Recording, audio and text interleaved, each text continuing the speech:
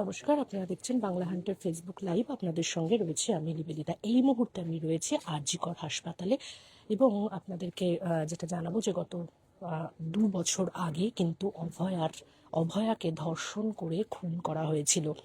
এই হাসপাতালের যিনি চিকিৎসক ছিলেন সেই অভয়াকে, তার মা আজকে বিজেপির বিধায়ক, কিন্তু 2 বছর পার হয়ে গেল এখনো কিন্তু সেই বিচার অধরাই।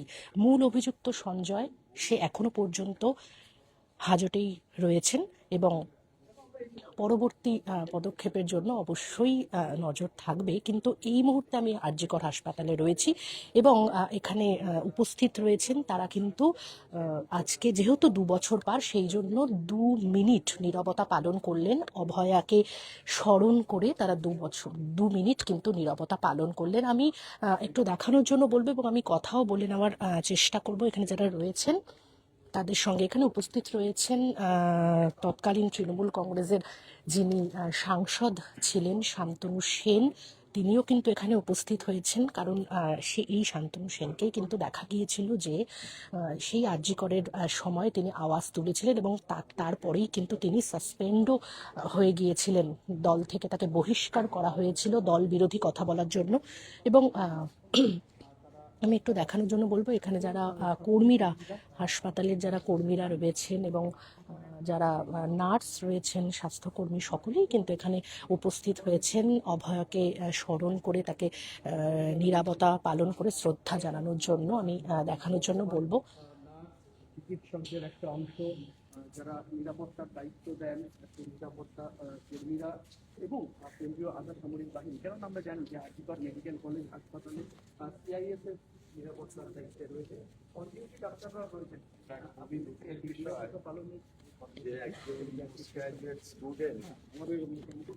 হাসপাতালে কর্মরত অবস্থায় তাকে রেপ অ্যান্ড মার্ডার করা হয়েছে। আর.জি. করের ইতিহাসে এইরকম ঘটনা আগে কখনো ঘটেনি। এখন আমরা নির্ভর করেছিলাম Kolkata police intelligence, central police intelligence ইত্যাদির উপরে, যাতে সুষ্ঠু ইনভেস্টিগেশন হয় এবং বিচার ব্যবস্থার মাধ্যমে দোষী ব্যক্তিদের শাস্তি হয়। কিন্তু আমাদের অভিজ্ঞতা হলো এই গত 2 বছর ধরে সেই রকমভাবে ফলপ্রসূ কিছু হয়নি। যাই হোক, এখানে নতুন সরকার এসছেন, কেন্দ্রীয় তদন্তকারী যে সংস্থা তারাও নতুনভাবে উদ্যোগ নিয়েছেন, এটা আমরা শুনেছি। কাজে আমরা আশা করছি বিচার আমরা পাবো, যদিও কিছুটা নয়, অনেকটাই দেরি হয়ে গেল। এখন আমাদের মধ্যে সলিডারিটি, সকলের মধ্যে, ডাক্তার, নার্স, মেডিকেল স্টুডেন্ট, অন্যান্য স্বাস্থ্যকর্মী ইত্যাদি সকলের মধ্যে যদি ইউনিটি থাকে এবং পরস্পরকে রক্ষা করার জন্য আমরা যদি প্রতিজ্ঞাবদ্ধ হই, তাহলে এইসব ঘটনা ভবিষ্যতে আর ঘটবে না, এইটাই আমাদের বিশ্বাস। আর সাংবাদিক যারা এই সমস্ত ঘটনা তুলে ধরছেন জনগণের সামনে, তাদেরকে অবহিত করছেন, তাদেরকে আমাদের ধন্যবাদ। আপনার নাম আর ডেজিগনেশন? আমার নাম শান্তিরঞ্জন বাগচি। বর্তমানে আমি এক্স স্টুডেন্ট অ্যাসোসিয়েশন আর.জি. কর মেডিকেল কলেজ এর প্রেসিডেন্ট হিসেবে কর্মরত।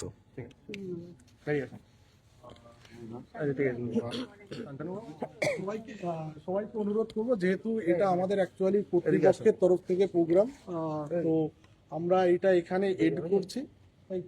আমরা এরপরে এক্সিস্টেন্ট অ্যাসোসিয়েশন বা যারা যারা আছে, আমরা ক্রাই অফ দ্য আওয়ারে ওখানে যাব, আমরা মাল্যদান বা অন্যান্য প্রোগ্রাম করতে সবাইকে অনুরোধ করব।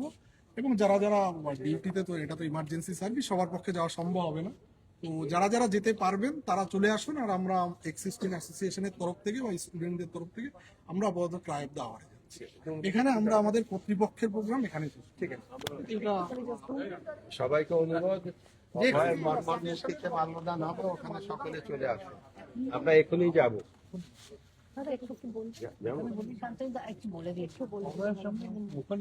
ওখানে আমরা ইএসএর ওখানটা সবাই দাদা সবাই ওখানে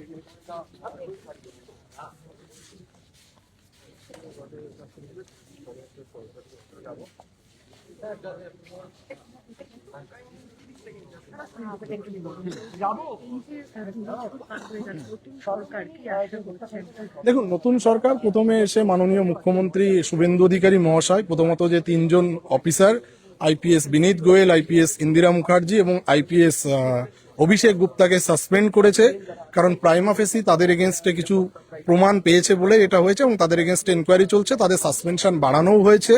তো কর্তৃপক্ষ প্রথম সদর্থক ভূমিকা দেখিয়েছে, বা এর আগে আমরা যখন শিয়ালদা কোর্ট বা হাইকোর্টে আমি যখন প্রতিবারই থাকি, তখন একটা জিনিসই দেখতাম, কল্যাণ ব্যানার্জি বা রাজ্যের পক্ষ থেকে বাধা দেওয়া হতো। এখন আপাতত যেহেতু রাজ্য সরকারের পক্ষ থেকে কোনো বাধার কোনো জায়গা নেই, আশা করছি যে বাকি কালপ্রিটরা ধরা পড়বে। আমরা এটা কোনো মতেই বিশ্বাস করি না সঞ্জয় রায় একাই এই ক্রাইমে অভিযুক্ত।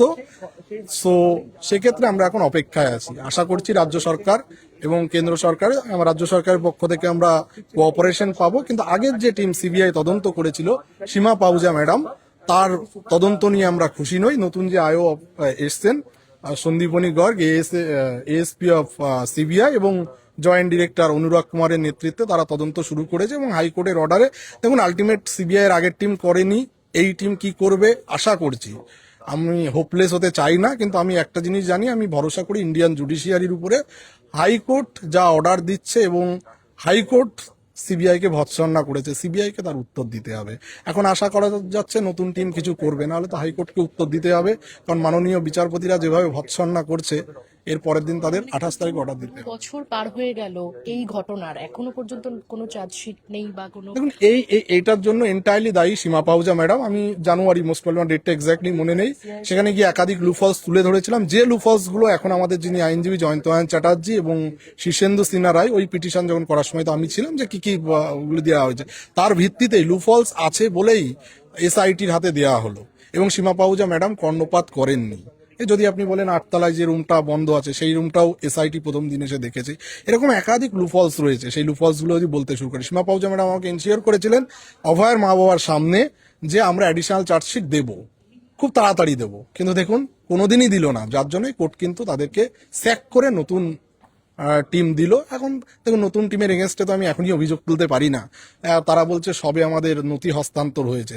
এই জন্য আমি কোনো আধিকারিককে এখনই, মানে সিবিআই আমার ওই টিমের প্রতি আমার অভিযোগ আছে, কিন্তু নতুন টিমকে আমি, তারা এখনো তদন্তই করে পারলো না, আমি তাকে কি বলবো। ওয়েট করছি। দেখুন, ইন্ডিয়ান জুডিশিয়ারিতে 20 বছর বাদেও বিচার হয়, সেটাও যদি আপনি sister Abhaya case in Kerala দেখেন, সেখানেও 20 বছর বাদে হয়েছে। আমি আশায় আছি, আমি হোপলেস হতে রাজি নই, দেখা যাক। আর বাকিটা আমাদের রাজ্য সরকারের তরফ থেকে তখন কোঅপারেশন আছে। আজকে মুখ্যমন্ত্রী বিকাল 5টার সময় অলরেডি পানিহাটিতে আসছেন, তারপরে আশা করছি কিছু সদর্থক বার্তা হয়তো এই কেস রিলেটেড পাবো। বারবার করে ভিজিট করছেন। হ্যাঁ, সেটা তো দেখুন হসপিটাল রিলেটেড এই কেসটা তো, কালকে উনি ডিক্লারেশন দিয়েছেন যে অনেক, যে তিনিও বলেছেন যে তারা একটা স্বাস্থ্য ভবনের, মানে আরজি করে যারা যারা সেই দিন আগে পরে যারা যারা ছিল, ডব্লিউবিএমসি যারা যারা এসেছিল, তাদের জিজ্ঞাসাবাদ হবে, স্বাস্থ্য ভবন একটা আলাদাভাবে ইনকোয়ারি করবে। সেটা তো অবশ্যই একটা ভালো পদক্ষেপ। স্বাস্থ্য ভবন যদি নিজের থেকেও যে কোথায় কোন গাফিলতি ছিল সেই গাফিলতিগুলো যদি তুলে ধরে, সেটা একটা তাদের সুবিধা হবে। আশা করছি যে তারা যদি কোনো কিছু পায়, সেটা হয়তো সিবিআই কে দিল, এই কেসটা বাকি কালপ্রিটদের বের করতে সুবিধা হবে। এই উদ্যোগকে আমি সাধুবাদ জানাই, স্বাস্থ্যমন্ত্রী করেছেন। আশা করছি, আমি যতদূর জানি স্বাস্থ্যমন্ত্রীও ওখানে আজকে পানিহাটিতে আসবেন। দেখা যাক স্বাস্থ্যমন্ত্রী, মুখ্যমন্ত্রী আজকে আমাদের কি সদর্থক বার্তা দেয়, তার জন্য ওয়েটিংয়ে আছি। আমিও থাকার চেষ্টা করছি, মানে থাকার চেষ্টা করছি, মানে আমি যাবো আর কি। ওয়েট করছি তারা নেক্সট কি পদক্ষেপ নিচ্ছে। সিবিআই এর কাছে থাকলেও কিছুটা তো রাজ্য সরকারের হাতে রয়েছে, কারণ অলরেডি রাজ্য সরকারের যেটা কল্যাণ ব্যানার্জি করতো, কোর্টে গিয়ে টাইম কিল করে আমাদের হিয়ারিং যাতে নষ্ট করা যায় অনেক রকম চেষ্টা করতো, যেটা এখন নেই। এখন যে লড়াইটা হচ্ছে সেটা হচ্ছে যে সিবিআই এর আইনজীবী আমাদের আইনজীবী।